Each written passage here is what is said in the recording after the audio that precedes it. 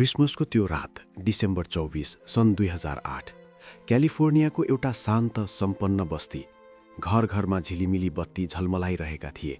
बालबालिकाहरू उपहारको उत्साहमा निदाउनै सकेका थिएनन् र परिवारहरू हाँसो, खाना र सङ्गीतसँगै क्रिसमस इभको खुसी मनाइरहेका थिए।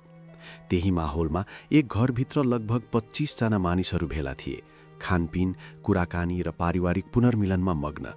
उनीहरूलाई के थाहा थियो र त्यो रात उनीहरूको जीवनको अन्तिम रात बन्नेछ भनेर। रातको करिब 11:30 बजेतिर ढोकामा घन्टी बज्छ। ढोका खोल्दा अगाडि उभिएको दृश्यले सबैलाई क्षणभर अचम्मित बनायो। अगाडि उभिएको थियो सेन्टा क्लज। रातो सुट, सेतो दारी, भारी शरीर, हातमा उपहारको ठूलो झोला। घरभित्रका बालबालिकाहरू खुसीले कराउन थाले, सेन्टा आयो। कसैले कल्पना समेत गरेन कि त्यो पोसाकभित्र लुकेको मानिस सेन्टा होइन, मृत्यु थियो। सेन्टा क्लज बनेर आएको व्यक्ति थियो ब्रुस पार्डो, 45 वर्षे एक इलेक्ट्रिकल इन्जिनियर। बाहिरबाट हेर्दा सामान्य, शिक्षित, शान्त देखिने यो मानिसको मनभित्र भने प्रतिशोध, घृणा र पागलपनको आगो बलिरहेको थियो। केही समय अघि मात्र उसले आफ्नी पत्नीबाट सम्बन्ध विच्छेद भोगेको थियो। त्यो सम्बन्ध विच्छेदले उसको जीवन मात्र होइन, उसको अहङ्कार, आत्मसम्मान र मानसिक सन्तुलन पनि चकनाचुर भएको थियो। जसै सेन्टा बनेको ब्रुस घरभित्र पस्यो, उसले हो हो हो भन्दै झोलाबाट उपहार झिक्ने नाटक गर्यो। मानिसहरू अझै हाँसिरहेका थिए, तर अर्को सेकेन्डमै त्यो नाटक समाप्त भयो। उपहारको झोलाबाट निस्कियो हात हतियार। त्यो क्षणमै क्रिसमसको खुसी चिच्याहट, रगत र आतंकमा बदलियो। पहिलो गोली चल्यो, त्यसपछि दोस्रो, त्यसपछि तेस्रो। घरभित्र अफरातफरी मचियो। मानिसहरू भाग्न थाले, लुक्न खोजे, कराउन थाले, तर ब्रुस पार्डो रोकिएन। उसले योजनाबद्ध रूपमा गोली चलाइरह्यो, जसरी कुनै मिसन पूरा गरिरहेको होस्। त्यो रात क्रिसमस इभ, जहाँ उपहार दिनुपर्ने सेन्टाले 9 जनालाई मृत्यु उपहार दियो, र यो त केवल सुरुवात मात्र थियो। क्रिसमसको त्यो रात आकस्मिक थिएन। त्यो हिंसा एकै दिनमा जन्मिएको पनि थिएन। त्यो दिनभन्दा धेरै अघि ब्रुस जेफ्री पार्डोको जीवन भित्रभित्रै टुक्रिन थालिसकेको थियो। बाहिरबाट हेर्दा ऊ सामान्य अमेरिकी नागरिक जस्तै देखिन्थ्यो, काम गर्ने, कर तिर्ने, समाजमा घुलमिल हुने। तर भित्र ऊ निरन्तर असफलता, रिस र अपमानको आगोमा जल्दै थियो। ब्रुस पार्डो पेशाले इलेक्ट्रिकल इन्जिनियर थियो। उसले आइटी र टेक्निकल क्षेत्रमा काम गर्यो, तर करियर कहिल्यै स्थिर भएन। काम छुट्ने, फेरि नयाँ सुरु गर्ने, फेरि असफल हुने, यो चक्रले उसको आत्मसम्मान बिस्तारै भत्काउँदै लग्यो। ऊ आफूलाई सफल, सम्मानित र शक्तिशाली देख्न चाहन्थ्यो, तर वास्तविकता त्यसको ठिक उल्टो थियो। उसको वैवाहिक जीवन झन जटिल थियो। ब्रुसको विवाह सम्बन्ध तनावपूर्ण, झगडाले भरिएको र अन्ततः विफल भयो। 2008 मा उसले आफ्नी पत्नीसँग डिभोर्स गर्यो। अदालतले पत्नीको पक्षमा निर्णय गर्यो, भरणपोषण, आर्थिक दायित्व र सम्पत्तिको बाँडफाँड। यही निर्णय ब्रुसका लागि सबैभन्दा ठूलो मानसिक चोट बन्यो। उसलाई लाग्यो सबै कुरा उसबाट खोसियो, पैसा, इज्जत, परिवार र नियन्त्रण। डिभोर्सपछि ब्रुस एक्लो भयो, साथीहरू टाढा भए, परिवारसँग सम्बन्ध कमजोर हुँदै गयो। ऊ सामाजिक रूपमा अलग्गिन थाल्यो। यही एकान्तमा उसको मनमा घृणा पलाउन थाल्यो। उसले आफ्नी एक्स वाइफलाई दोष दिन थाल्यो, केवल उनलाई होइन, उनको सम्पूर्ण परिवारलाई। उसको नजरमा सबैजना उसकै पीडाको जिम्मेवार थिए। ब्रुसमा मानसिक असन्तुलनका सङ्केत देखिन थाले। ऊ चुपचाप बस्ने, धेरै कुरा मनमै राख्ने र बाहिर नदेखिने रिस पाल्ने मानिस थियो। ऊ सहयोग माग्ने होइन, बदला सोच्ने प्रकारको व्यक्ति बनिसकेको थियो। उसले पीडालाई समाधान गर्ने बाटो होइन, नष्ट गर्ने बाटो रोज्यो। यही अध्यारो मानसिक अवस्थामै ब्रुसले एउटा भयावह योजना बुन्न थाल्यो। त्यो योजना केवल हत्या होइन, त्यो योजना थियो अपमानको बदला, नियन्त्रणको भ्रम र संसारलाई आफ्नो पीडा देखाउने एक अन्तिम प्रयास। र त्यो योजना उसले सबैभन्दा पवित्र रात क्रिसमस छानेर पूरा गर्ने निर्णय गर्यो। अर्को अध्यायमा हामी हेर्नेछौँ उसले त्यो योजना कसरी तयारी गर्यो र किन उसले सेन्टा क्लजको भेष रोज्यो। क्रिसमसको त्यो रात आकस्मिक थिएन। त्यो हिंसा एकै दिनमा जन्मिएको पनि थिएन। त्यो दिनभन्दा धेरै अघि ब्रुस जेफ्री पार्डोको जीवन भित्रभित्रै टुक्रिन थालिसकेको थियो। बाहिरबाट हेर्दा ऊ सामान्य अमेरिकी नागरिक जस्तै देखिन्थ्यो, काम गर्ने, कर तिर्ने, समाजमा घुलमिल हुने। तर भित्र ऊ निरन्तर असफलता, रिस र अपमानको आगोमा जल्दै थियो। ब्रुस पार्डो पेशाले इलेक्ट्रिकल इन्जिनियर थियो। उसले आइटी र टेक्निकल क्षेत्रमा काम गर्यो, तर करियर कहिल्यै स्थिर भएन। काम छुट्ने, फेरि नयाँ सुरु गर्ने, फेरि असफल हुने, यो चक्रले उसको आत्मसम्मान बिस्तारै भत्काउँदै लग्यो। ऊ आफूलाई सफल, सम्मानित र शक्तिशाली देख्न चाहन्थ्यो, तर वास्तविकता त्यसको ठिक उल्टो थियो। उसको वैवाहिक जीवन झन जटिल थियो। ब्रुसको विवाह सम्बन्ध तनावपूर्ण, झगडाले भरिएको र अन्ततः विफल भयो। 2008मा उसले आफ्नी पत्नीसँग डिभोर्स गर्यो। अदालतले पत्नीको पक्षमा निर्णय गर्यो, भरणपोषण, आर्थिक दायित्व र सम्पत्तिको बाँडफाँड। यही निर्णय ब्रुसका लागि सबैभन्दा ठूलो मानसिक चोट बन्यो। उसलाई लाग्यो सबै कुरा उसबाट खोसियो, पैसा, इज्जत, परिवार र नियन्त्रण। डिभोर्सपछि ब्रुस एक्लो भयो, साथीहरू टाढा भए, परिवारसँग सम्बन्ध कमजोर हुँदै गयो, ऊ सामाजिक रूपमा अलग्गिन थाल्यो। यही एकान्तमा उसको मनमा घृणा पलाउन थाल्यो।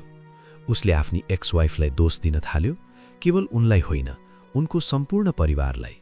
उसको नजरमा सबैजना उसकै पीडाको जिम्मेवार थिए। ब्रुसमा मानसिक असन्तुलनका सङ्केत देखिन थाले। ऊ चुपचाप बस्ने, धेरै कुरा मनमै राख्ने र बाहिर नदेखिने रिस पाल्ने मानिस थियो। ऊ सहयोग माग्ने होइन, बदला सोच्ने प्रकारको व्यक्ति बनिसकेको थियो। उसले पीडालाई समाधान गर्ने बाटो होइन, नष्ट गर्ने बाटो रोज्यो। यही अध्यारो मानसिक अवस्थामै ब्रुसले एउटा भयावह योजना बुन्न थाल्यो। त्यो योजना केवल हत्या होइन, त्यो योजना थियो अपमानको बदला, नियन्त्रणको भ्रम र संसारलाई आफ्नो पीडा देखाउने एक अन्तिम प्रयास। र त्यो योजना उसले सबैभन्दा पवित्र रात क्रिसमस छानेर पूरा गर्ने निर्णय गर्यो। अर्को अध्यायमा हामी हेर्नेछौँ उसले त्यो योजना कसरी तयारी गर्यो र किन उसले सान्टा क्लजको भेष रोज्यो। ब्रुस पार्डोको जीवनमा जब सबै ढोका बन्द भए, तब उसको मनभित्र एउटै कुरा बाँकी रह्यो, बदला। वैवाहिक सम्बन्ध टुटिसकेको थियो, आर्थिक अवस्था कमजोर हुँदै गइरहेको थियो र समाजमा उसले बनाएको छवि भत्किँदै गइरहेको थियो। उसलाई लाग्न थाल्यो उसलाई सबैले धोका दिएका छन्, विशेष गरी उसकी पूर्व पत्नी र उनको परिवार। यही सोचले उसको दिमागमा बिस्तारै एउटा अध्यारो योजना आकार लिन थाल्यो।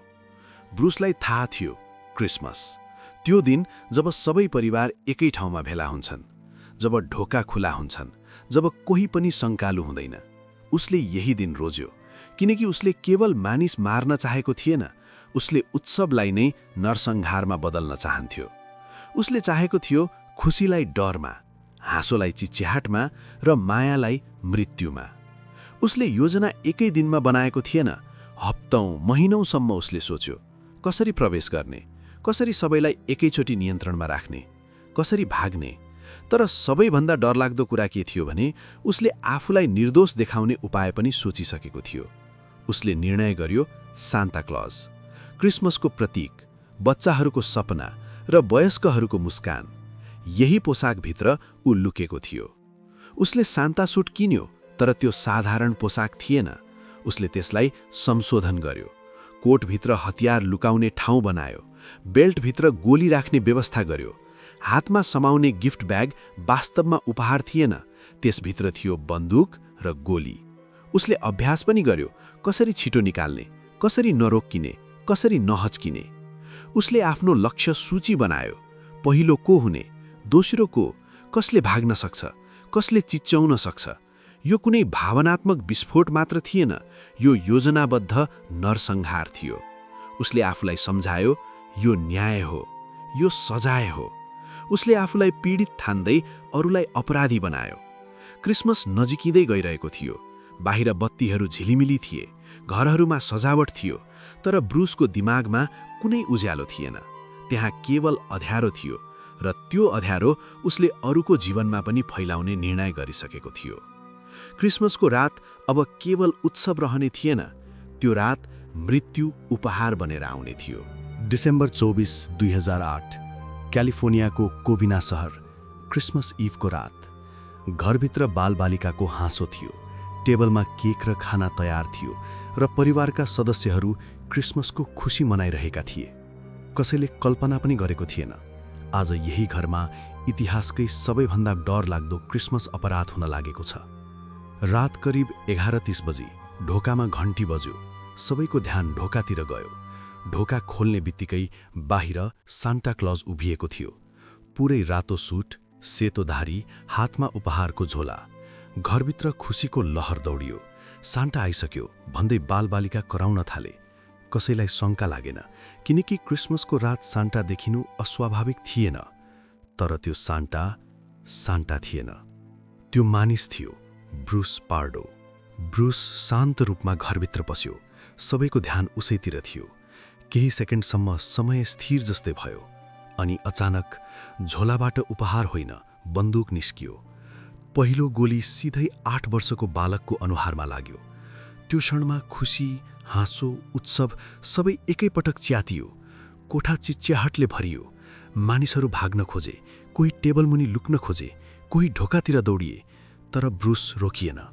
उसले बिना कुनै भावना एकपछि अर्को गरी गोली चलायो। महिला, पुरुष, वृद्ध कसैलाई छुट दिइएन। यो कुनै अचानक भएको घटना थिएन। यो पूर्व योजना गरिएको नरसंहार थियो। जब बन्दुकको गोली सकियो, ब्रुस अझै रोकिएन। उसले आफ्नो झोलाबाट होममेड फ्लेम थ्रोअर निकाल्यो र घरभित्र आगो छोड्न थाल्यो। सेकेन्डमै आगो फैलियो। क्रिसमस ट्री, पर्दा, फर्निचर सबै ज्वालामा बेरिए। धुवाँले सास फेर्न गाह्रो भयो। चिच्याहट बिस्तारै शान्त हुँदै गयो, किनकि धेरैले त्यतिबेलै प्राण त्यागिसकेका थिए। ब्रुस त्यस नरसंहारको बीचमा उभिएको थियो, सान्टा क्लजको ड्रेसमा, तर हातमा मृत्यु। छिमेकीहरूले विस्फोटको आवाज र आगो देखेपछि प्रहरीलाई खबर गरे। जब फायर ब्रिगेड र पुलिस आइपुगे, घर पुरै जलिरहेको थियो। भित्रबाट 9वटा जलेका शव भेटिए। सान्टा क्लजको आगमनले त्यो रात उपहार होइन, मृत्यु बाँडेको थियो। अनि सबैभन्दा डरलाग्दो कुरा अझै बाँकी थियो, किनकि ब्रुस पार्डो त्यतिबेला पनि बाँचिरहेको थियो। क्रिसमसको त्यो रात अब केवल उत्सवको रात रहेन। सेतो दारी, रातो कोट र हातमा उपहारको झोला बोकेको मानिस अचानक मृत्युको दूतमा बदलिसकेको थियो। ब्रुस पार्डोले घरको ढोकाभित्र पसेको केही सेकेन्डमै आफ्नो असली रूप देखाइसकेको थियो। उसले बोकेको उपहार झोला वास्तवमा उपहार होइन, नरसंहारको साधन थियो।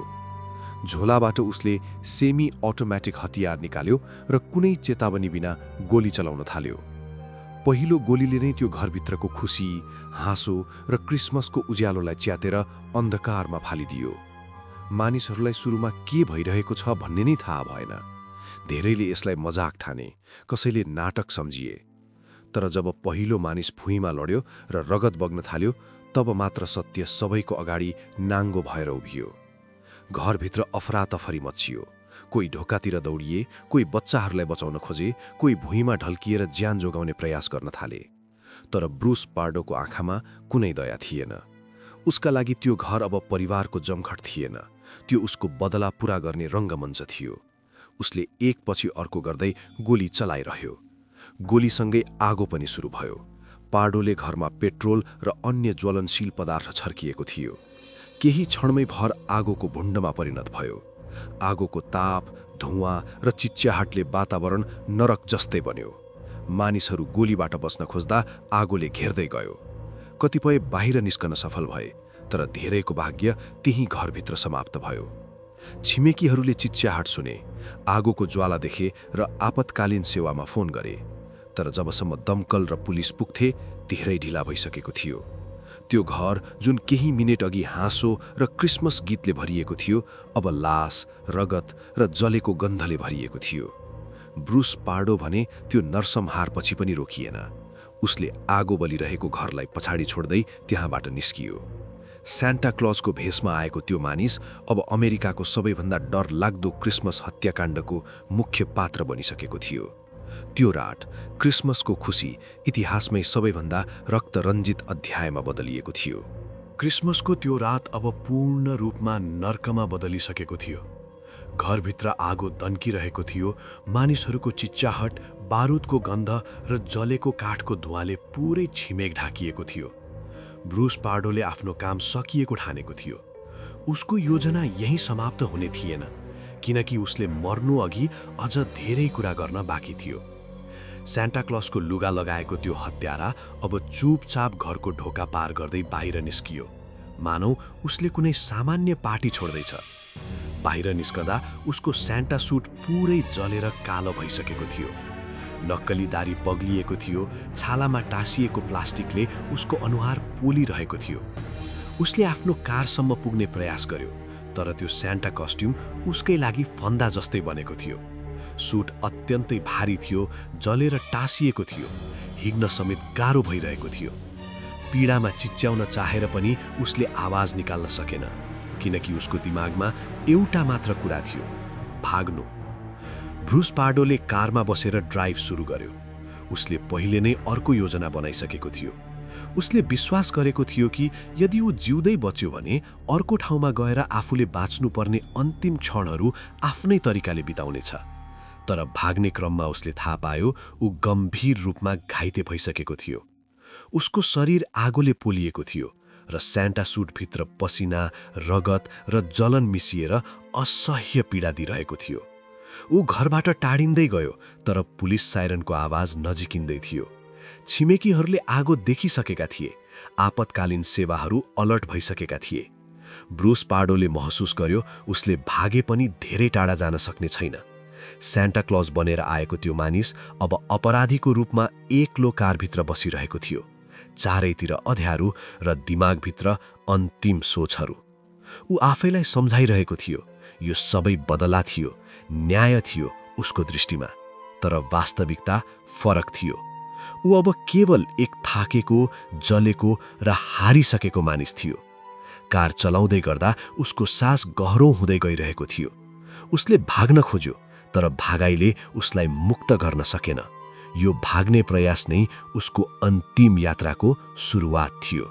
क्रिसमसको त्यो रात बितिसकेपछि जब आगो निभ्यो र गोलीको आवाज मौनमा बदलियो, अमेरिकाले बिहान उठ्दा एउटा यस्तो समाचार देख्यो जसले पुरै देश स्तब्ध बनायो। क्यालिफोर्नियाको कोभिना सहरमा भएको यो घटना कुनै साधारण हत्या थिएन। यो क्रिसमसको उत्सवमै गरिएको योजनाबद्ध नरसंहार थियो। समाचार च्यानलहरूले एकै वाक्य दोहोर्याइरहेका थिए, सान्टा क्लजको भेषमा आएको हत्यारा। मानिसहरूलाई विश्वास नै भइरहेको थिएन कि यस्तो कुरा वास्तविक जीवनमा पनि सम्भव हुन्छ। बच्चाहरूका लागि खुशी र उपहारको प्रतीक मानिने सान्टा क्लज त्यस रात मृत्यु र विनाशको अनुहार बनेको थियो। जब पीडितहरूको पहिचान सार्वजनिक हुन थाल्यो, पीडा झन गहिरो बन्यो। एउटै परिवारका 9 जना सदस्य जो केवल क्रिसमस मनाउन भेला भएका थिए, अब कहिल्यै घर फर्कने थिएनन्। उनीहरूको अपराध के थियो भने उनीहरू गलत मानिसको क्रोधको निशाना बने। मिडियाले मृतकहरूको जीवन, उनीहरूको सपना र त्यो अन्तिम रातका तस्विरहरू देखाउन थाल्यो। हरेक फोटोसँगै एक प्रश्न उठ्थ्यो, कसरी एउटै मानिसले यति चिसो मनले यस्तो नरसंहार गर्न सक्छ? पुलिसको अनुसन्धान अगाडि बढ्दै जाँदा ब्रुस पार्डोको अतीत सार्वजनिक भयो। आर्थिक तनाव, असफल विवाह, बढ्दो आक्रोश र मानसिक असन्तुलन, यी सबै कुरा एकै ठाउँमा आएर त्यो विस्फोट बनेको देखियो। तर समाजका लागि यो व्याख्या पर्याप्त थिएन। मानिसहरू डराएका थिए। यदि सान्टा क्लज जस्तो भेषमा पनि हत्यारा आउन सक्छ भने अब कसलाई विश्वास गर्ने? क्रिसमस पार्टीहरू, पारिवारिक भेटघाट र सार्वजनिक उत्सवहरू सबैमा एक अदृश्य डर बस्न थाल्यो। यो केसले केवल अपराधको कथा मात्र दिएन, यसले समाजलाई ऐना पनि देखायो। बदला र घृणाले जब सीमा नाग्छ, तब त्यो केवल एक व्यक्तिको समस्या रहँदैन, त्यो सामूहिक त्रासमा बदलिन्छ।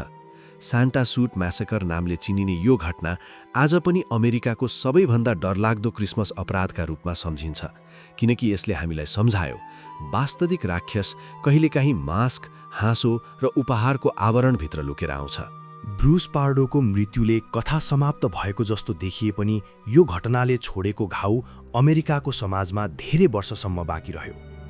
क्रिसमस जस्तो पवित्र र पारिवारिक पर्वको रात जहाँ प्रेम, क्षमा र खुसीको सन्देश फैलिनु पर्ने थियो, त्यही रात एक व्यक्तिको विकृत सोचले नरसंहारको रूप लियो। यो घटना केवल एउटा पारिवारिक हत्याकाण्ड मात्र थिएन, यो चेतावनी थियो। मानसिक पीडा, असफल सम्बन्ध र दबिएको क्रोधलाई व्यवस्था गर्दा कस्तो विनाश हुन सक्छ भन्ने स्पष्ट उदाहरण। ब्रुस पार्डो बाहिरबाट हेर्दा सामान्य देखिन्थ्यो, राम्रो जागिर, शिक्षित, सभ्य, तर भित्रभित्रै ऊ घृणा, अपमान र बदला लिने आगोमा जल्दै गएको थियो। उसले सहयोग खोजेन, आफ्नो पीडा साझा गरेन, बरु त्यसलाई हिंसामा बदल्ने बाटो रोज्यो। यहीँबाट समाजले सिक्नुपर्ने पहिलो पाठ सुरु हुन्छ। मानसिक स्वास्थ्यलाई गम्भीर रूपमा लिनु आवश्यक छ। क्रिसमसको रात सान्ता क्लजको पोसाक प्रयोग गर्नु केवल छल मात्र थिएन, त्यो प्रतीकात्मक आघात थियो। सान्ता जसले बच्चाहरूलाई उपहार दिन्छ उसैको अनुहार लगाएर मृत्यु बाँडिनु समाजका लागि गहिरो मनोवैज्ञानिक चोट बन्यो। यस घटनापछि धेरै परिवारले वर्षौंसम्म क्रिसमस मनाउन सकेनन्। हाँसो, गीत र उज्यालो बत्तीहरूले पनि त्यो रातको सम्झना मेटाउन सकेन। यो केसले कानुन कार्यान्वयन निकायलाई पनि झकझक्यायो। घरेलु विवाद, सम्बन्ध विच्छेद र आर्थिक तनावलाई समयमै गम्भीर रूपमा नलिँदा कति ठूलो अपराध जन्मिन सक्छ। पार्डोले आफैलाई पीडित ठान्यो, तर उसका निर्णयले निर्दोष मानिसहरूको जीवन समाप्त गर्यो। अन्ततः यो कथा बदला कहिल्यै समाधान होइन भन्ने कठोर सत्य हो। घृणाले शान्ति दिँदैन, केवल अझ ठूलो विनाश निम्त्याउँछ। स्यान्टा सुट म्यासकर हामीलाई सम्झाउँछ, सबैभन्दा उज्यालो रातमा पनि अँध्यारो मन लुकेर बसेको हुन सक्छ र त्यस अँध्यारोलाई समयमै चिन्न सकेनौँ भने परिणाम भयावह हुन सक्छ।